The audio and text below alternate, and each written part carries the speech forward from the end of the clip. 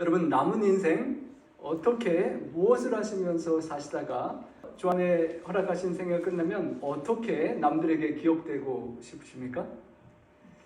우리 지난주에 우리 고 신우균 목사님의 추모 예배에 함께 참여하며 우리 목사님과 사모님의 한평생 주님의 몸된 교회를 헌신적으로 끝까지 섬기신 발자취와 또 많은 분들의 추모사들, 잊지 못할 고마운 기억들을 들으면서 많은 감동을 받았었습니다.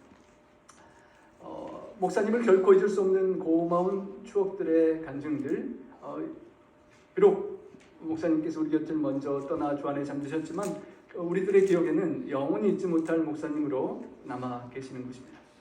제가 목사님 사진을 한 장 찾고 싶어서 인터넷을 뒤지다가 새로운 뉴스를 발견했습니다. 우리 신우균 목사님의 아내 문정자 사모님과 우리 유족은 우리 고인의 뜻에 따라 경기 가평 소재 정몽리 신앙유적지 기념사업에 써달라며 발전기금 20억 원과 외국인 유학생 장학금 5천만 원을 기부했다라고 우리 36대에서 고마움의 기사를 인터넷 신문에 올라온 걸 제가 발견했는데요.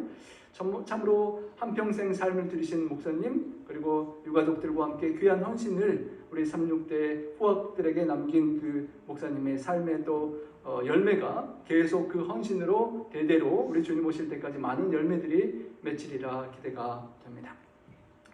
여러분, 언젠가 우리도 주 안에 허락하신 때에 재림을 맞이하든 아니면 우리가 먼저 잠들게 될 텐데요.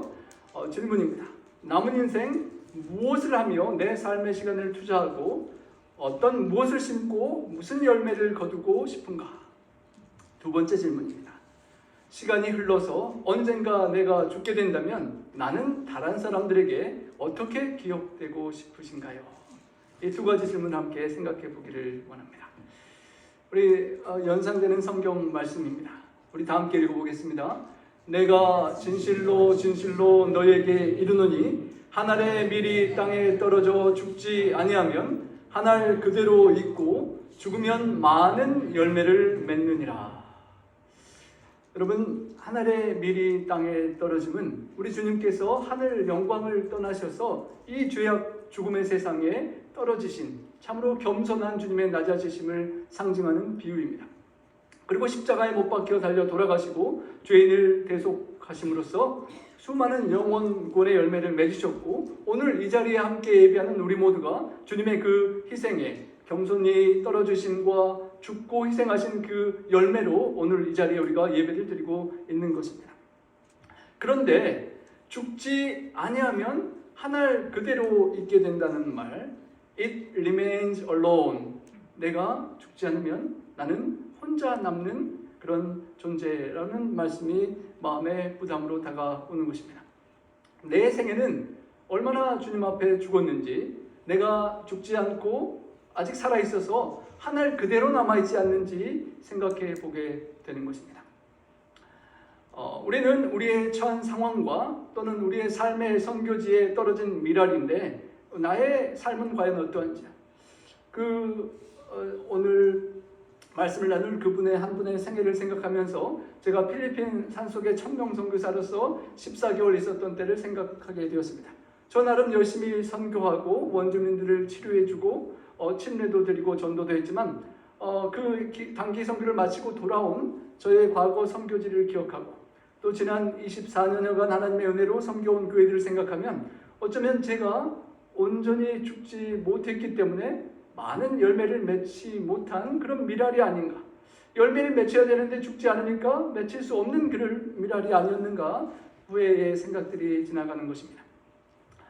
자기 생명을 사랑하는 자는 잃어버릴 것이라 라고 연이어 말씀하십니다. 나의 생명, 나의 육신의 목숨이 소중하기 때문에 이 목숨을 유지하고 보호하고 또 이왕 사는 것 행복하게 즐겁게 돈도 많이 벌고 행복을 추구하고 세상의 쾌락에 유혹되기도 하면서 살아가는 우리의 인생, 자기의 생명을 사랑하다가 결과적으로 잘못하면 잃어버리는 생을 살 수 있다는 것입니다. 반대로 죽으면 많은 열매를 맺느니라 말씀하시고, 주님은 실제로 떨어지시고 낮아지시고 희생하시고 죽으셔서 많은 열매를 맺으셨고 지금도 맺고 계시는 것입니다. 한 분의 감동적인 삶의 모습을 제가 접하게 되고 다시 한번 생각해 보게 되었습니다. 여러분도 한 번 정도는 들어보셨을 분이실 텐데요. 저도 이번에 말씀을 준비하며 더 깊이 살피고 감동을 받았습니다.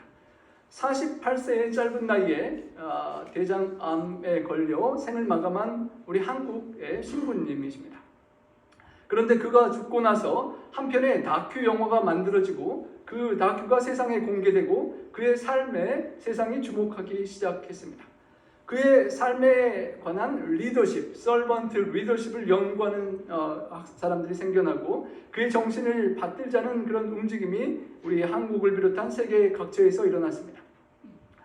20년간 내전으로 모든 것이 파괴된 아프리카 수단의 톤즈라는 마을에서 어쩌면 이름 없이 사라질 수 있었던 그 한 분의 삶의 이야기는 추적 60분의 그 앵커로 5년 동안 일했던 구수한 PD라는 분을 통하여 세상에 더 구체적으로 소개되었습니다.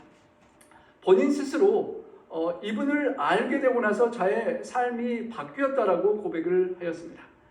추적 60분의 앵커를 5년 하고 사회 고발 프로그램만 20년을 했던 이 구수한 PD는 매일 사람들을 만나면 뭔가 거짓말을 하고 빠져나가려는 그런 사람들처럼 보여서 세상이 참으로 부정적이고 비판적으로 그렇게 보였다고 합니다. 남들은 KBS 좋은 직장 다닌다고 그렇게 부러워했지만 항상 부정적인 시각을 가지고 세상을 바라보았기 때문에 다른 사람들도 내가 자신이 따지는 것을 좋아하지 않아서 그와 대화하려고 하지 않았고 취조받는 기분이 든다라고 하면서 피했다고 합니다. 심지어는 그런 일을 하는 그의 성격 때문에 아들조차 그와 대화를 하지 않으려 했다고 하고요. 그런데 그가 이 이태석 신부를 알게 되면서 세상을 보는 시각이 바뀌었다라고 간증을 하였습니다. 그는 기독교인도 아니고 캐톨릭 성도도 아닌데 불교의 배경을 가진 그의 삶이 이 한 사람의 생애를 통하여 설교를 듣지도 않고 전도회를 참여하지도 않고 전도를 받지도 않았지만 변하고 바뀌었다라고 고백을 하는 것입니다. 특별히 26년간 방송 경력이 있는데 마지막 이분을 알기 전 6년 정도는 전쟁터에 나가서 요사이처럼 우크라이나 소련 전쟁이 있으면 그 현장에 가서 취재하는 생사를 걸고 하는 그런 위험한 지역을 많이 다녔었던 그분이 남수단을 다녀와서 얼마나 고생을 많았던지 다시는 그곳에 가지 않겠다고 어떤 서류를 찢어버렸던 그런 추억이 있었던 분이었다고 합니다. 그런데 그분이 어떤 신부의 선하고 거룩하게 죽었다는 소식을 접하고 나서 그 신부가 죽은 곳이 남수단이라는 것을 보고 그렇게 힘든 곳에 이 사람이 가서 살다가 죽었단 말인가 하고 관심을 갖게 되었다는 것입니다. 한 번도 만나본 적이 없던 사람이었지만 그 사람의 생애를 뒤져보고 찾아보고 하면서 그는 감동을 받게 되었습니다. 그 당시 의사가 되면 엄청난 돈을 오늘날보다도 훨씬 더 많이 벌 수 있고 굉장한 부와 명예를 거머쥘 수 있는 직업을 이루었는데 그럼에도 불구하고 그 아프리카 수단을 갔다는 게 무슨 이유였을까라고 그는 궁금하고 더 깊이 살펴보았다는 것입니다. 그는 이렇게 고백합니다. 제가 고발 프로그램을 하면서 가장 강력한 고발을 아주 살벌하게 하고 높낮이를 따지지 않고 지적을 했지만 그런데 문제는 그의 그 고발에 아무런 사회적인 변화가 있지 않았는데 이 이태석 신부님의 생애를 만든 다큐멘터리와 영화를 사람들이 보고 눈물을 흘리고 사람들이 바뀌는 모습을 보게 되면서 그는 아주 놀라게 되었다라고 고백합니다. 그리고 어쩌면 자기가 20몇 년간 해왔던 고발 프로그램보다 더 강력한 고발은 사랑의 고발이라고 깨달았다고 하는 것입니다. 그를 통하여 많은 다큐멘터리들과 2편의 영화가 나왔는데요. 그 이야기를 잠깐 소개해드리며 우리 예수님의 생애를, 예수님을 사랑하고 그를 닮아간 한 분의 삶을 보기를 원합니다. 그는 10남매 중에 9째로 태어났습니다. 얼마나 먹고 살기가 힘들었겠습니까? 먹을 것을 10명이랑 싸워야 되니까요. 그런데 9살 때 아버님이 돌아가셨습니다. 어머님이 시장에서 싹바느질을 해서 그 10명을 다 키우셨다고 합니다. 어머니는 힘든 삶에 동네에 있는 성당을 찾아가서 자녀들과 함께 말씀을 들으면서 성장하게 하였고, 또 그 소녀는 이웃에 있는 고아원에 고아들을 돌보주는 성직자들의 모습을 보며 감동을 받으면서 자라났다고 합니다. 공부도 잘했지만 추운 겨울에 길가에 있는 불쌍한 거지의 바지에 구멍이 뚫린 것을 보고 집에 가서 바늘을 가져와서 꿰매어줬던 그런 착한 아이였다고 합니다. 그 아이가 이런 영화를 보았는데요. 벨기에 출신으로 하와이 몰로카이 섬에서 한센병, 문둥병 환자들을 위하여 모든 것을 다 바쳐 봉사를 하다가 자신도 문둥병에 걸려서 49세, 89세에 일찍 임종한 다미안 신부의 일대기 생애 영화를 초등학교 시절에 보고 또 아주 많은 감동을 받았다고 합니다. 그가 고3 때 음악적인 탤런트가 있어서요. 직접 작사, 작곡한 묵상이라는 시를 보면 그의 마음의 상태를 알 수 있습니다. 그 노래의 가사입니다. 십자가 앞에 꿇어 주님께 물었네. 추위와 굶주림에 시달리는 이들, 총뿌리 앞에 피를 흘리며 죽어가는 이들을 왜 당신은 보고만 있냐고 눈물을 흘리면서 주께 물었네. 세상엔 죄인들과 닫힌 감옥이 있어야만 하고 인간은 고통 속에서 번민해야 하느냐고. 조용한 침묵 속에 주 말씀하셨지. 사랑 사랑 사랑 오직 서로 사랑하라고. 난 영원히 기도하리라 세계의 평화를 위해. 난 사랑하리라 내 모든 것을 바쳐. 고3 때 그 노래를 작사 작곡하고 불렀던 그의 삶 속에 그 노래는 신앙의 고백이고 주님께 바치는 사랑의 고백이었던 것입니다. 나도 모르게 힘든 세상, 돈을 쫓고 명예를 쫓고 권력을 쫓는 세상에서 우리의 영혼을 맑게 해주는 그런 노래의 삶을 살았던 분이신 것입니다. 하나님의 일을 하고 싶은 마음이 생겨서 사제가 되고 싶었는데 10명 중에 형 한 분과 누님 한 분이 벌써 그 길을 갔기 때문에 어머니가 너까지는 안 된다 그래서 신학을 가지 못하고 의대를 공부하게 됐다고 합니다. 드디어 의대를 졸업하고 그렇지만 여전히 의사로서 잘 벌고 잘 살 수 있는 그 생애를 뒤로하고 하나님의 부르심의 빈자리를 채울 길이 없어서 다시 신학을 시작합니다. 10년간을 연마하며 섬길 준비를 하였습니다. 가난한 집안에 10남매를 키운 엄마를 생각하면 의사가 된 다음에 왜 효도하고 싶은 마음이 없었겠습니까? 돈 좀 많이 벌어서 우리 어머니 호강 좀 시켜드리고 구경도 시켜드리고 그렇게 살고 싶은 마음도 많았겠지만 그는 하나님의 부르심 또 예수님의 발자취를 따라가고 싶은 마음이 더 커서 어머님의 기대와 사랑을 또 저버릴 수밖에 없었습니다. 그리고 아프리카의 남수단을 가게 된 것입니다. 그의 삶에 어려운 남수단을 찾아가서 조그만 보건소 수준이지만 12칸의 병원을 짓고 또 하루 종일 빈둥거리고 놀고 있는 아이들을 불러서 전쟁으로 폐허가 된 학교 건물을 보수해서 12년의 과정에 학교를 열어주었습니다. 26절 본문에 보면 사람이 나를 섬기려면 나를 따르라. 나 있는 곳에 나를 섬기는 자도 거기 있으리니 라고 하셨습니다. 주님께서 나를 섬기려면 나와 함께하고 나를 따라야만 나를 섬길 수가 있는데 나 있는 곳에 나를 섬기는 자도 함께 있어서 거기서 나의 뜻을 따르고 함께 섬길 것이라고 말씀하셨습니다. 어쩌면 주님께서 요한복음 14장에 약속하신 것처럼 내가 다시 와서 너희를 나 있는 곳에 함께 있게 하리라는 하늘의 영원한 축복의 약속도 되겠지만 그때를 기다리는 우리 재림 성도가 살아가면서 섬기고 싶은 주님이 계시는 곳을 생각하며 주님과 함께 하라는 초청도 될 수 있을 것입니다. 여러분, 예수님이 만약 오늘날 살아계신다면 예수님은 어디에 가서 무엇을 하며 살고 계실까요? 1999년 8월 이태석 신학생이 방학을 맞아서 아프리카로 봉사를 갔다가 한창 내전 내 참혹한 과정을 겪고 있는 그곳을 보게 됩니다. 아이들은 하루 한 끼 제대로 먹지 못해서 뼈가 앙상하게 드러났고 폭격으로 팔다리를 잃은 수많은 사람들이 길바닥에 누워서 죽을 상황에 음식을 구걸하고 있었다고 합니다. 잔혹한 전쟁으로 200만 명이 죽고 400만 명 이상이 도피하였던 남수단이었습니다. 그리고 남수단의 톤주라는 마을은 그 중에서도 가장 가난한 외진 그런 곳이었습니다. 그는 너희가 내 형제들인 예수님의 형제들은 이 가장 작은 이들을 위하여 한 사람에게 해준 것이 나 예수님에게 해준 것이라는 그 말씀을 기억하고 본인이 알고 있는 이 세상에 어쩌면 가장 작은 사람이라고 생각되는 그 남수단으로 10년간의 사제 교육을 마친 이후에 그곳으로 찾아가게 되었고 그의 나이 39살이었다고 합니다.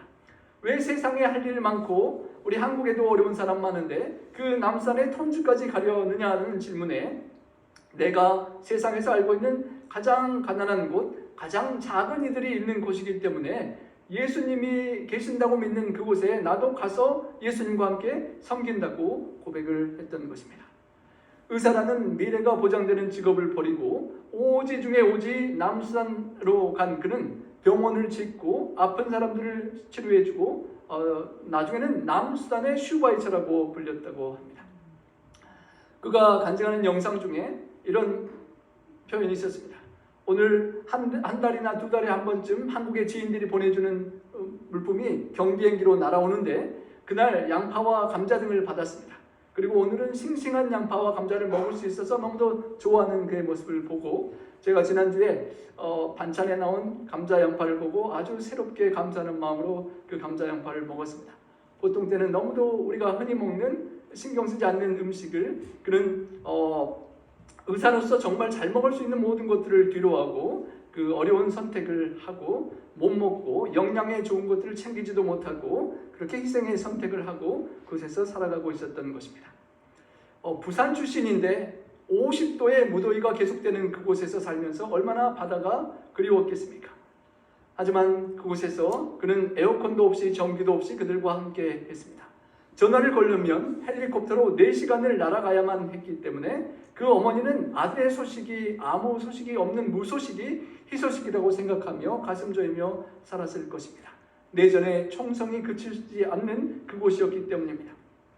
어머니는 50도를 오르내리는 그 온도를 생각하면서 아들 생각에 차마 여름에 선풍기도 틀지 못하는 삶을 살아가셨다고 합니다. 그 어머니에게 정말 호강시켜드리고 관광시켜드리고 그렇게 해주고 싶은 마음을 하지 못한 마음의 부담이 그에게는 많이 있었을 것이지만 그는 사방에 톤주를 중심으로 사방에 100km 이내에 의사가 아무도 없고 유일한 의사였다고 합니다. 너무도 필요한 그곳에 있어야만 했었습니다. 하루에도 환자가 200명, 300명이 계속 줄을 이어서 몰려왔다고 합니다. 잠자리에 들어있는데도 밤새워 걸어온 사람들이 새벽에 밤중에 그를 깨워도 그는 환자들을 돌봤다고 합니다. 그리고 매주 수요일에는 80개가 넘는 유목민 마을들을 찾아다니며 치료해 주었습니다. 1,400여 명의 아이들이 모이게 하고 18개의 교실을 세워 학교를 공부를 가르쳐주고 병원에 또 짓기 위하여 그곳에서는 재료를 구할 수 없어서 케냐 나이로비까지 2,000km 떨어진 거리를 가서 모든 재료를 공수해 와서 건물을 직접 지었다라고 합니다. 우리 네팔의 송혜섭 선교사님이 생각이 나게 하는 그런 모습인데요. 하루 300명의 환자를 보고 특별히 주변의 이웃에 문둥병자들이 한 700여 명 모여있는 곳도 찾아가서 돌보는 그런 사역을 하였습니다. 처음에 갔을 때 해야 될 일이 너무도 많은데 예수님께서 예배드리는 예배당을 먼저 짓기를 원하실까? 아니면 이 불쌍한 아이들을 위한 학교를 먼저 지으셨을까 고민을 그는 했다고 합니다. 그리고 어쩌면 예수님도 이 아이들의 필요를 더 채울 수 있는 일주일 내내 가르칠 수 있는 학교를 세우리라 생각하고 정규학교를 세워서 아이들을 가르쳐 주었습니다. 친히 수학과 음악 과목을 가르쳐 주고 다른 선생님들을 모셔다가 교육을 시켜 주었습니다. 그리고 또 그 고3 때 작사 작곡을 했듯이 음악적인 탤런트가 아주 좋았는데요. 아이들 전쟁으로 사람을 죽고 죽이는 그 정서가 고갈된 아이들을 위하여 아이들을 모아서 자신이 할 수 있는 악기들을 가르쳐 주었습니다. 아는 것은 가르쳐 주고 모르는 것은 자기가 또 배워서 가르쳐 주고 35명의 정예 단원을 만들어서 브라스 밴드를 창단하였는데 그 남수단 국가 전체의 첫 밴드라고 합니다. 그래서 그게 얼마나 유명해졌겠습니까? 한국에서 가져간 이 단복을 입고 유명해져가지고 국가적인 행사를 할 때 초청되어서 연주를 하기까지 그렇게 유명해졌다고 합니다. 예수님의 사랑으로 그들의 친구가 되어주고 또 그 한 영혼 한 영혼을 위하여 기도를 드려 주었습니다. 사랑의 기도를 드리면서 그 기도는 아이디어를 낳게 되었고 환자들을 돌볼 백신을 구해와도 보관할 냉장고가 없었는데 솔라 태양 에너지를 인터넷 보고 연구해가지고 본인이 직접 재료를 구해서 설치해서 냉장고로 백신을 보관하고 또 남는 에너지로 달빛 밑에 공부하고자 하는 아이들에게 전등도 설치해 주었다고 합니다. 여러분, 이 그림이 무슨 그림일까요? 무슨 모양 같습니까? 발 모양인데 여기 이름이 쓰여져 있습니다. 이 사람의 발 모양을 그린 건데 발 모양이 다 다르죠. 우리는 다 똑같고 비슷한데요. 한센병, 문둥병 환자의 발을 그 분이 그린 것입니다. 우리는 문둥병 환자에게 근처에 가고도 부담스러워할 텐데 가까이 가서 발을 그려주고 직접 그려서 그 사람들의 신발을 만들어주는 것입니다. 왜냐하면 700여 명의 한센병 환자들이 그곳에 모여 사는데 맨발로 걸어다니다가 통증을 못 느끼기 때문에 발가락이 떨어져 나가고 상처를 입으면 발을 자르고 하는 그런 어려움이 있기 때문에 그 발들을 보호해주고 싶어서 그림을 그려서 폐 타이어를 구해서 그걸 어떻게 신발을 그 발 모양에 맞게끔 만들어줘서 신겨줬다는 것입니다. 여러분, 그분들이 얼마나 감동하고 감격하고 고마워했겠습니까? 한국의 의사가 또 10년을 신학을 한 성직자가 와서 그들과 함께하며 돌봐주는 마음에 그들은 감동할 수밖에 없었습니다. 그는 이렇게 고백합니다. 많은 돈이 없지만 내가 나눌 수 있는 것들이 많다는 것을 깨달았다고 하는데요. 내가 알고 있는 것, 음악 재능을 다른 모르는 사람에게 가르쳐주고 내가 먼저 배운 것들을 아이들에게 공부할 수 있도록 가르쳐주고 내가 받고 얻은 것을 그곳에 가니까 나누다 보니까 나눌 수 있는 것이 너무도 많고 나눌 시간이 너무도 부족했다라고 그는 고백을 하였습니다. 여러분, 이렇게 살다가 뭐처럼 오랜만에 한국에 한번 방문을 가고 뭐처럼 본인이 의사인데 바쁘게 살다가 건강검진을 한번 했는데 이게 웬 말입니까? 그 결과 대장암 말기 판정이 나왔던 것입니다. 그리고 안타깝게도 그는 2년간 투병하다가 그토록 가고 싶은 선교지 그 아픈 동안에도 계속 음악회를 하고 후원을 했지만 그는 주안에 잠들고 말았습니다. 여러분, 너무도 슬프지 않습니까? 왜 그렇게 훌륭한 분을 하나님께서 이렇게 일찍 데려가셨을까요? 그의 생애를 요약한 짤막한 영상을 잠깐 한번 보고 여러분, 이 정도 내 삶이 다한 후에 이 정도 영상이 남으면 잘 살았다고 생각하지 않을지 한번 생각해 보시기 바랍니다.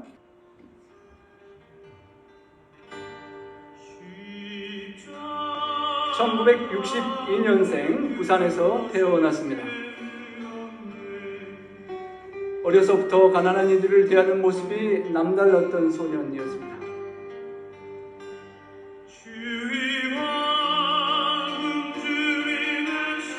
홀로 10남매를 키우신 어머니를 위해 신학을 바로하지 못하고 의대에 진학했었지만 세상의 그곳으로도 채워지지 않는 빈 마음의 갈망이 있었습니다. 살레쇼회에 입회하고 10년의 수학을 마치고 37의 늦깎이 사제가 되어 하나님의 종이 되었습니다. 1999년 여름에 남수단 주민들의 황폐해진 삶을 처음으로 목격하게 되었습니다.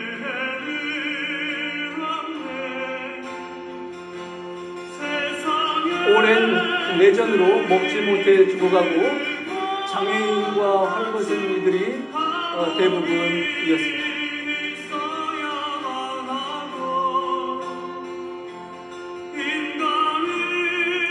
너희가 내 형제들은 이 작은 이들 가운데 한 사람에게 준 것이 바로 나에게 준 것이라는 말씀을 기억하고 갔고 바로 이 노래는 그가 작사 작곡한 노래가 지금 배경으로 나오고 있습니다. 그때는 정말 아무도 없었고 주위에서 집도 없었고 아이들도 다 놓고 다니고 학교란 것도 없이 그냥 하루 종일 그냥 나무 밑에서 지내던 아이들도 많았었고 굶는 아이들도 머리에 두부 한 끼 먹는 애들도 많았었고 그 척박한 곳으로 떠난 그는 사제로서 예배를 인도하고 의사로서 환자를 치료하고 건축가로 교회 학교를 짓고 교사로서 친히 자신이 아는 것들을 가르쳐 주었습니다. 직접 악기들과 음악을 가르치며 전쟁으로 상처받은 아이들의 마음을 보듬어주고 총 대신에 악기를 들게 해주었습니다. 남수단 토주에서 그는 가난 속에 하나님의 주신 행복이 있음을 믿었습니다. 가진 건 없어도 기쁘게서도 신앙생활도 열심히 하고 가난해서 뭐 불행하다고 생각하는 그런 사람들이 아닙니까? 2009년 휴가차 귀국했다가 모처럼 받은 건강검진의 대장암 말기 판정을 받고 2010년 1월 14일 하나님 품 안에 잠든 이때서 죽었습니다. 그가 남긴 마지막 유언은 나의 삶은 너무도 행복했었고 내가 그 선교지에서 더 많은 것을 받고 축복을 얻어간다라고 고백했습니다. 전 생애를 통하여 가난한 이웃들에게 사랑만을 전했던 그의 모습은 정말 예수님의 모습으로 살다가 예수님을 생각나게 하는 아름다운 모습이었습니다. 그를 기억하고 많은 사람들이 잊지 못하는 마을의 모든 사람들이 슬퍼하며 그 단체 행렬을 하면서 그의 죽음을 애도하였습니다. 그리고 그 앵커가 PD가 만든 영화가 울지마 톤지입니다. 톤지라에 있는 마을 사람들이 그의 영정사진이 오는 것을 보고 하나같이 통곡을 하고 울었기 때문에 울지 말라라고 그렇게 제목을 붙였는데요. 울 수밖에 없는 그런 아픈 이별의 슬픔의 그런 사연이었습니다. 이 세상에서 자기 생명을 미워하는 자는 영생하도록 보존하리라. 정말 자신의 삶을 덜 사랑하고 미워한다라고 하는 덜 사랑하고 주님과 영혼들을 지극히 작은 자들을 더 사랑했던 그의 삶을 볼 때 이 주님의 영생토록 보존되는 그 약속이 정말 확실하다라고 더욱 믿겨지게 되는 것입니다. 신의 소망에는 이런 말씀이 있습니다. 자아 희생의 법칙은 자아 보존의 법칙이다. 이기적인 삶이 자기 파멸을 가져오는 것은 하나의 법칙이다. 자기를 온통 희생시키고 불태운 그의 삶은 정말 영원토록 하나님 앞에 보존되고 많은 사람의 기억 속에 잊혀질 수 없는 그런 울림으로 남는 것입니다. 사람이 나를 섬기면 내 아버지께서 저를 귀히 여기시리라 하셨습니다. 지극히 작은 자 하나에게 한 것이 나에게 한 것이라고 주님께서 말씀하셨는데 그런 이들을 찾아와서 섬겨주니 주님께서 우리 하나님 아버지께서 얼마나 그를 보기에 귀하게 여기시겠습니까? 수많은 제자들이 나의 삶이 영원히 있더라도 그를 잊지 못할 것이라고 말하는데 이렇게 죽고 끝나고 잊혀져도 참으로 귀한 삶인데 놀랍게도 그의 삶에는 더 많은 열매들이 맺히고 부활을 그 믿지 않는 사람이 생각나게끔 할 정도의 그런 열매가 맺히는 것을 보게 됩니다. 그 밴드가 한국에 초대받아서 한국과 아프리카 장관회의에서 연주할 기회가 생기고 그 스승의 묘지에 찾아온 제자들의 모습입니다. 여기 그 중에 한 단원이었던 이 여자아이가 이렇게 성장하고 한국에서 대학을 마치고 나서 고마움을 이렇게 고백합니다. 앞으로 계속 열심히 살 거라는 약속을 하러 왔습니다. 신부님의 뜻을 열심히 이어질 수 있게 하늘나라에서 도와주십시오.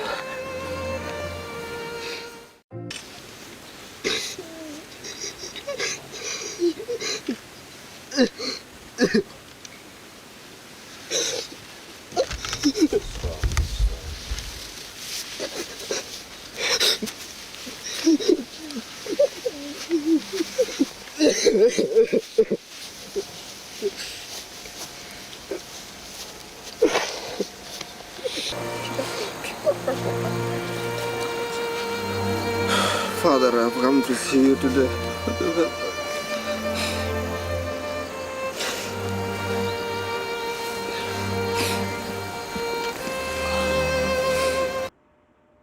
한국말을 다 배워서 그 묘지 앞에서 제가 배운 이것을 가지고 내 고향에 돌아가서 열심히 헌신적으로 섬기고 살겠다라고 고백하는 제자의 모습입니다.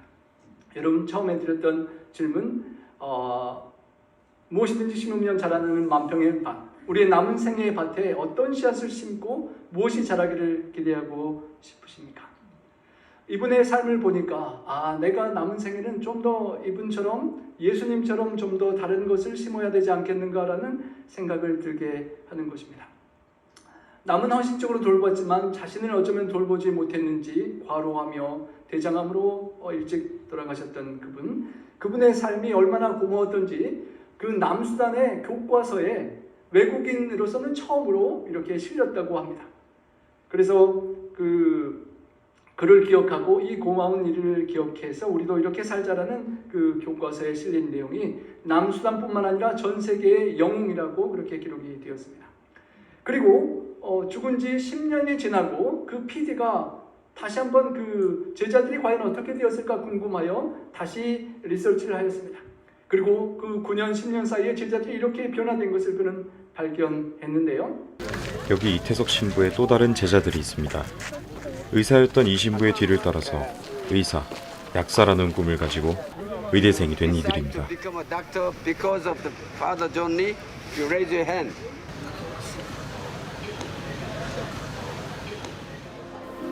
각자 열심히 공부하던 이들이 모인 이유는 한센병 환자들이 모여있는 마을에서 의료봉사를 하기 위해서입니다. 그런 그들의 모습에서 이태석 신부가 보이는 것은 단순한 착각일까요?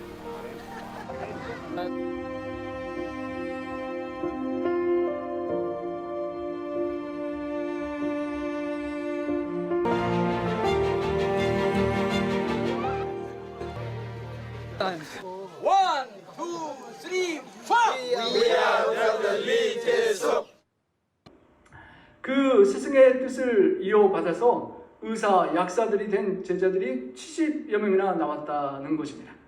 그래서 스승이 했던 그 사역을 계속 받들고 섬기고 그 뒤를 이어서 사역을 해나가는 모습을 보고 놀라게 된 것입니다. 아주 어렸던 사진에 있던 그 소년이 다 성장해서 행복한 가정을 이루고 그를 기억하면서 눈물을 머금는 모습을 보게 됩니다. 그는 믿지 않는 기독교인이 아니었지만 불교 신자였지만 그 다큐의 영화의 제목을 부활이라고 붙였습니다. 우리가 아는 생명이 죽었다가 다시 사는 부활은 아니지만 죽었던 이태석 신부를 다시 보는 것 같은 제자들의 모습을 보면서 예수님께서 정말 제자를 통하여 모습이 드러나는 것처럼 이태석 신부의 삶이 이 제자들의 삶 속에서 부활되어 다시 보여지는 것 같다는 그런 마음의 고백으로 부활이라고 붙인 것입니다. 여러분, 이 소년, 이 조그만 악기를 배웠던 이 소년이 나중에 커서 이제 그 신부가 죽기 전에 한국으로 유학을 오게 됩니다. 그리고 이 조그만 아이가 한국말을 공부하고 배워서 한국말을 하는 우리 아이들도 하기 힘든 의대 공부를 하고 의대를 졸업하고 의사가 됩니다. 그리고 부모님에게 고마운 분에게 씌워주는 그 학사모를 그 이미 이제 돌아가신 그분의 동상 위에 이렇게 씌워주고 그 앞에서 펑펑 울고 눈물을 흘렸다고 합니다. 의과 공부를 하면서 레지던트를 끝나고 한국에서 잘 살고 싶은 유혹도 있지만 내 나라로 돌아가서 이태석 신부님의 정신을 갖고 봉사 활동을 하겠다라고 전쟁의 포화 속에서도 공부를 할 수 있었던 그 아이들 중에 여러 명이 2명이나 벌써 신부님이 공부했던 그 인제 의대에 들어와서 한국말로 의대를 다 마치고 의사 자격증을 땄습니다. 그리고 외과 의사가 돼서 다시 그 마을로 돌아가서 그 뒤를 이어서 그 섬기는 사역을 계속합니다. 가진 것 없고 작고 가난한 이웃들을 위하여 자신의 모든 것을 바친 사람의 그런 기념관도 이제는 세워졌고요. 2012년에 한국과 아프리카 장관급 경제협력회의가 있었다고 합니다. 그때 아프리카 손님들이 많이 왔을 때 여러분 어떤 홍보 영상을 보여드릴 수 있겠습니까? 이미 이 신부는 죽었지만 그가 가르친 제자들을 에 관한 영상을 그들에게 보여줬다고 합니다. 여러분, 아프리카의 장관들이 얼마나 고마웠겠습니까? 자기들도 하지 못하는 일을 한국의 한 사람이 찾아와서 악단을 만들어주고 실제로 우리 한국에서 그 사람들을 다 현장으로 불러서 막이 오르고 그 아이들이 실제로 연주를 하는 감동적인 모습을 보여주었고 모든 그 아프리카에 온 장관들이 감동의 눈물을 흘리고 남수단의 TV에 방송에 나가고 그렇게 했다고 합니다. 그 나라의 외교관이 한국 분들에게 이렇게 자녀들을 훌륭하게 키워주고 초청해 주셔서 너무도 고맙다라는 마음을 이렇게 표현했다고 하는데요. 그 문둥병 환자가 있던 곳에 지금 또 학교가 세워지고 계속해서 그 사역은 이어지고 있습니다. UN 기후변화 장기 재원 회의가 있었는데요. 그 당시에 여러 국가들에서 기후변화 대응 자원 순환형 친환경 도시로 선택되기를 경쟁했다고 합니다. 독일과 스위스, 한국 등이 경쟁을 하고 있었는데 놀랍게도 그 영상을 보고 그 아이들을 보았던 아프리카 출신의 장관들의 감동을 받고 그 영향력 속에 투표하는 상황이 바뀌어서 우리 한국의 성도가 그 친환경 도시로 선택되는 그런 쾌거도 이루게 되었다는 것입니다. 다 그 씨앗의 헌신의 열매로 감동받은 이들의 투표가 이런 결정을 하게 된 것입니다. 뒤늦게라도 남수단의 대통령이 살아있을 때 드리지 못해 아쉽지만 늦었지만 안 하는 것보다 낫다라고 하면서 외국인에게는 처음으로 주는 훈장을 그에게 죽은 후지만 수여했다고 합니다. 그리고 그 수단 대통령은 이렇게 고백합니다. 이태석 신부는 대통령인 나의 마음에 전설로 남아 있습니다. 대통령도 하지 못할 만한 국민을 향한 사랑, 희생하는 그 모습 속에 정말 전설적인 이야기로 그는 남았고, 그래서 교과서에 그의 삶이 미랄이 땅에 떨어져 썩지 않으면 그대로 있는다고 했는데 썩어서 어떤 열매를 맺는지를 우리들이 보게 되는데, 그 악단을 배웠던 그 제자들과 함께 70여 명의 이제 흰 가운을 입은 의사가 된 또 간호사가 된 제자들이 함께 모여서 그 문둥병자들이 있는 마을에 함께 찾아가서 치료하는 그 사역과 섬김의 봉사를 영상으로 담은 것이 부활이라는 그런 영화로 남게 됩니다. 그리고 그 제자들이 선생님의 뒤를 이어서 계속해서 남수단과 아프리카를 돕고 있는 것입니다. 그는 비록 죽고 하늘의 미랄이 되어 썩어졌지만 그의 사랑을 기념하는 많은 사람들이 장학금을 모금하고 제자들을 계속 키우고 그 열매가 계속 이어지고 있는 것입니다. 이태석 재단이 생기고 그와 같은 섬기는 리더십을 계속 배워서 세상을 밝힐 제자들을 교육하는 일이 계속되고 있는 것입니다. 여러분, 이분의 삶을 생각할 때 나의 남은 생에 과연 어떻게 나는 기억될 수 있을까라는 생각을 해보시면 정말 이태석 신부처럼 영원히 잊혀지지 않는 그냥 잠깐 장례식 이후에 추모사와 시간이 흐르면 기억했다가 잊혀져 버리는 사람이 아닌 주님 오실 때까지 영원히 기억에 남는 그런 사람이 될 수 있으면 참으로 좋겠습니다.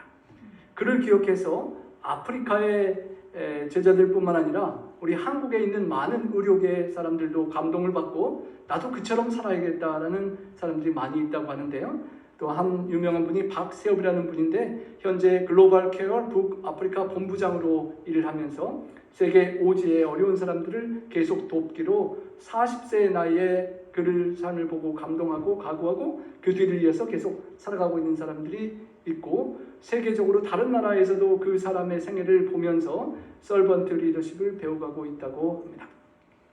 하늘의 미랄이 땅에 떨어져서 썩지 않으면 하늘 그대로 있고 아니면 조금 열매를 맺히다가 많은 삶이 대부분이겠지만 우리 주님처럼 썩어지면 많은 열매를 맺으신다는 그 말씀과 삶의 역사를 주님께서 이루어 주셨고, 예수님을 통하여 다미안이라는 분, 또 다미안이 이태석, 그리고 많은 제자들과 많은 사람들, 그리고 어쩌면 우리들의 삶에도 영향을 미치는 그 열매가 될 수가 있는 것입니다. 가진 것이 있어야만 나눈다고 생각하지만 정말 가진 것이 없어서 나누지 못하는 것인지, 가진 것이 없어서 나누지 못하는 것이 아니라 어쩌면 우리 마음속에 예수님의 사랑이 부족해서 나누지 못하는 것이 아닌가라는 질문을 그의 삶은 우리에게 던져주는 것입니다.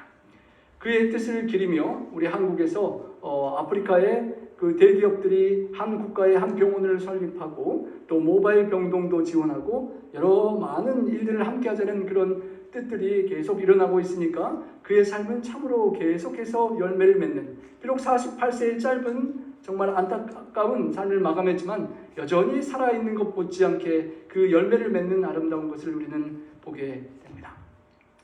내 생명을 사랑하는 자는 잃어버릴 것이요 이 세상에서 자기 생명을 미워하는 자는 영생하도록 보존하리라는 말씀, 우리가 기억하고 하늘의 미랄의 영성을 배워서 정말 주님처럼 이분처럼 우리가 삶을 살아갈 수 있기를 소망합니다. 세상 사람들이 그를 서번트 리더십의 모본이라고 합니다. 그 모본의 참 모본은 우리 예수님이셨고 그가 배웠고 우리가 계속 배우고 실천해 가야 할 삶일 것입니다. 그러면 우리의 섬김을 통하여 우리의 사랑하는 자녀들, 우리 영어권 그리고 구두자들, 주변의 수많은 사람들이 우리의 사랑을 받고 계속 자라나는 열매로 그렇게 맺히게 되리라 기대합니다. 우리 송혜섭 선교사님의 생애가 어떤 PD가 취재를 하면 나중에 또 이와 같은 감동적인 그런 다큐가 되지 않을까 기대해 봅니다. 제가 이분을 생애를 한번 이렇게 설교처럼 하고 싶은데 아직 그런 PD의 정보와 자료가 잘 없어서 저도 자세히는 나눌 수 없는데요. 우리 지난 주중에 우리 카톡으로 보내드렸던 우리 캄보디아 따게오에서 현지 아이들을 6명이나 입양해서 키우고 또 고아들과 현지 아이들을 교육하는 그 선교사님들이 또 계십니다.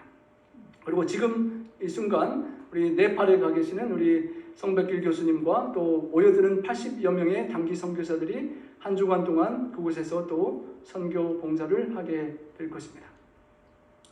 그리고 그 PD의 사역처럼 세상에 유명해지진 않았지만 우리 교회 안에 너무도 잘 알려진 우리 정경수 목사님의 아프리카 BMW 자전거 한 대 보내기 사역이 많이 18년 동안 성장했고 캠퍼스 선교센터가 아름답게 이렇게 건축이 되어서 계속 활동하고 있습니다. 한 대 한 대 그 현지의 목회자들에게 보낸 자전거가 5,450대 6, 7천 그런 데가 늘어나고 교회를 짓도록 교회를 사역을 부흥하도록 선교를 도와주고 또 아이들을 교육할 수 있는 교육을 계속 지원하고 있습니다. 그것을 통하여 13개의 아프리카의 초등학교가 또 12개의 고등학교가 설립되었고 수천 명을 수용할 수 있는 기숙사들이 또 고등학교의 게스트하우스들이 생겨났습니다. 그리고 의료 선교 지원도 계속하고 지역사회를 개발하는 선교도 계속 이어져 가고 있습니다. 우리 주변에 우리가 아는 재림 성도들이 하고 있는 아름다운 사역들에 우리도 함께 동참할 수 있는 그런 기회라고 생각됩니다. 우리 돌아오는 금요일 날 있을 우리 북한 선교 부흥회 세미나에도 우리 성도님들 함께 기도해 주시고 어쩌면 세상에 지극히 작은 자라고 하면 어쩌면 북한의 동포들이 아닌가도 생각이 드는데 우리의 남은 생애에 주변의 지극히 작은 자를 위하여 기도하고 살며 그 씨앗을 뿌려서 남은 생애 동안 열매를 맺히고 그리고 주님 앞에 큰 영광을 이 한 분의 생애처럼 드리고 주님 앞에 귀하게 기억되고 잘하였도다 착하고 충성된 종이라는 그런 칭찬을 모두 받는 우리 모두가 되기를 바라며 말씀을 드리겠습니다.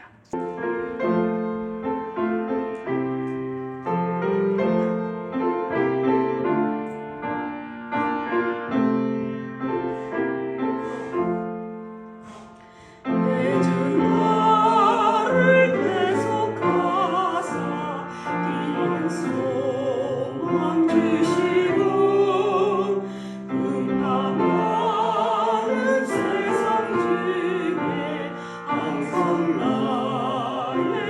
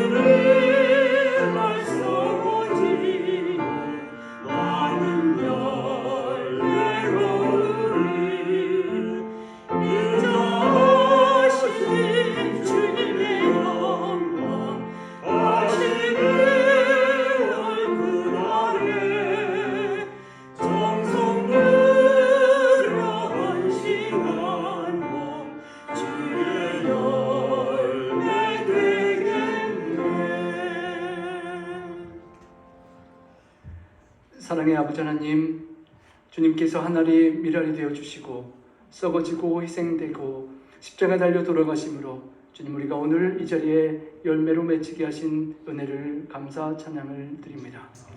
주님, 주님의 사랑을 잊지 않고 제자들이 감동받고 주님을 따르다가 주님처럼 변화되고 제자들의 모습을 본 수많은 사람들이 주님을 쫓고 오늘날 수많은 크리스천들이 주님을 아는 많은 영혼들이 있으며 또 특별히 우리 재림교회에 아름다운 선교사들을 주셔서 지금 이 순간도 선교지에서 오지에서 지극히 작은 자 하나하나를 섬기고 봉사하는 귀한 삶의 감동을 주심에 참으로 감사합니다. 주님, 저희들에게 주신 허락하신 생애가 언제이고 얼마나 되는지 알 수 없지만 남은 시간은 그분들을 생각할 때 정말 저희가 심고 뿌리는 씨앗들이 정말 달라질 수 있고 참으로 더 귀한 수확을 거둘 수 있는 삶으로 변화될 수 있도록 저희들을 감동시켜 주시옵소서.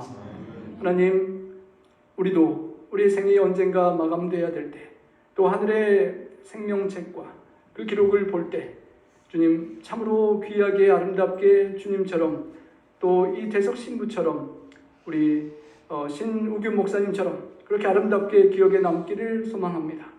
주님께서 우리와 함께 해주셔서 주님과 동행하고 주님께서 계신 곳에 나도 가고 주님께서 생각하시는 곳을 나도 생각하고 주님께서 쓰시는 곳에 나도 물질을 사용하고 주님께서 품는 마음을 우리도 말씀을 통하여 품어서 주님처럼 살아갈 수 있도록 주님 도와 주시옵소서. 주님, 우리 성도님들 한 분 한 분의 삶의 상황과 정황에서 주님께서 함께 해주시고 주님의 은혜와 감동이 넘쳐서 우리의 삶에 이겨내야 될 것들, 극복해야 될 유혹들, 시험들을 다 이겨내고 주님, 이 아름다운 삶의 간증을 우리도 남길 수 있도록 주님 도와 주시옵소서. 아름다운 선교사님들의 모습뿐만 아니라 나의 생애가 주님 앞에 드라마처럼 다큐멘터리로 하늘에서 펼쳐질 때 주님께서 보시고 감격의 눈물을 함께 흘릴 수 있을 만한 그런 아름다운 주님과 동행하는 삶을 우리 남은 생에 살아가고 생명을 주신 하나님 아버지께 귀한 선물로 아름답게 돌려드릴 수 있도록 저희들의 삶에 함께하여 주시옵소서. 주님, 귀한 물질과 헌금과 재능과 시간과 모든 것들을 구별하여 드리는 우리 성도님들께 축복해 주시고 삶과 경제와 자녀들과 건강과 모든 미래의 계획에 우리 하나님께서 축복하시고 인도하여 주시고 영광받아 주시옵소서. 우리 구주 예수님 성호지하여 간절히 축원하옵나이다. 아멘.